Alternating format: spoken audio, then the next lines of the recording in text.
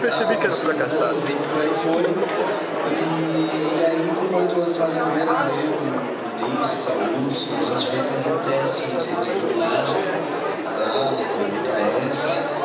E aí, como a gente já fazia teatro, já fazia radionovela, já fazia comercial, locução, essas coisas, a gente teve uma certa facilidade e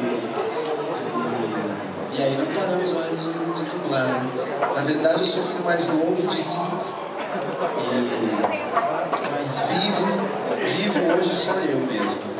Os outros trabalham.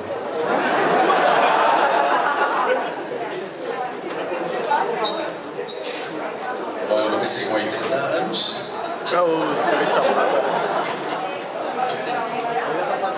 Boa tarde, pessoal. Obrigado mais uma vez pelo carinho de vocês aí. Eu apresento agora o Namui, faço o Piccolo, Dragon Ball, entre outros.